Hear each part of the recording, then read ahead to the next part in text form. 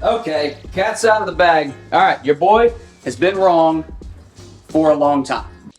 Oh, brother, this guy stinks! But I'm here to admit it and eat my words. My sacred cow, I guess you would call it, when it comes to a specific effect, right? So you may be asking yourself, Self, what in the world is he talking about? So here's the thing. This past week I had a revelation of sorts. Let me show you. First a visual, and then we'll listen. So here's the visual. This is your snare drum. This is the dry signal.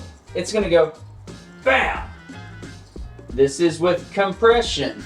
It's gonna go bam. Just a little bit more to it. Same basic thing though.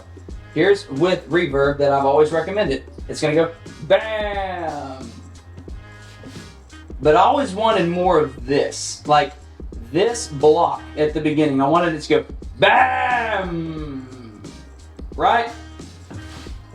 Okay, so that's kind of a ridiculous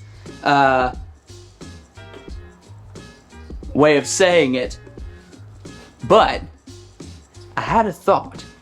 I've always struggled with getting the front end of my drum reverb to really like slam through a mix. Here's the thing.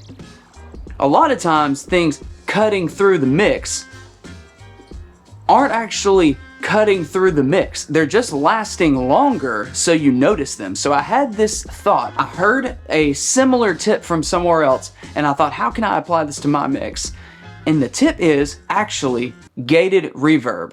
And all the 80s rejoiced. I had always been messing with the parameter like attack on a reverb unit, or trying to elongate the snare drum or the toms through compression and things like that. But I thought, what if we could just have this explosive cannon effect that we can blend with our normal reverb and really get just a huge sound in a mix. So it's really simple.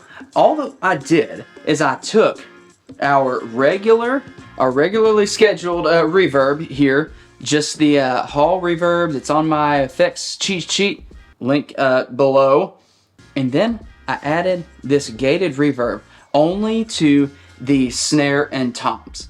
So what we've got, if I mute that, I've got this here. Here's the settings if you want to copy them. 0 pre-delay, decay, 467, attack 0, 20, 60, there.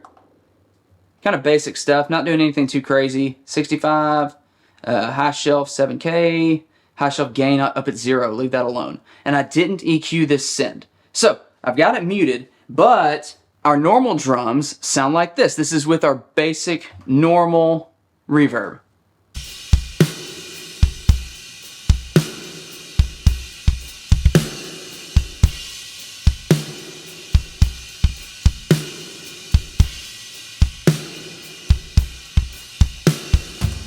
But I wanted this, I'm gonna exaggerate it. I wanted this at the beginning.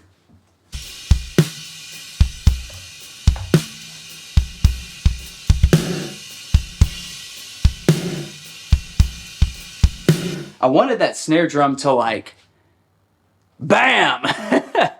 And so what we've done, now if we pull that all the way down, put our regular reverb back up where it's at, we have that down.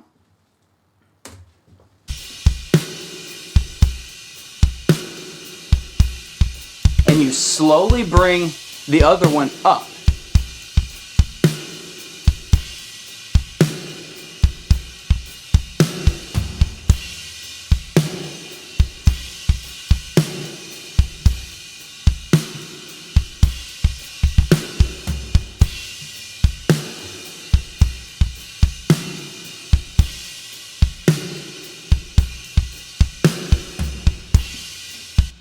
So by itself, it may sound a little ridiculous, or by itself without the other reverb, it sounds totally ridiculous to me. I mean, unless you're in an aha cover band. Nothing wrong with that. That's fantastic. But to me, adding that in, but only to the point that you don't really notice it, but it adds to that initial burst in the reverb, and then the other one takes over as the tail. That's my goal, is that they're basically at the same level so that the main reverb can really take the space and everything, and we're just focusing the gated reverb as the cannon blast at the beginning. It's one of my favorite new techniques, and in a mix, I think it sounds awesome. I got this because I had the option on the wing that we're using at my church to have a lot more effects now, and I'm really enjoying that, if I'm being honest. Maybe a little bit too much, but I still stand by my usual statements that for the Behringer X32, having 4 reverbs is enough for a killer mix. But if you're able to do this and just take it onto the next level, just one step up, and just add that like cannon blast to your drums, I think this is a cool way. So yeah, give this a shot and let me know what you think.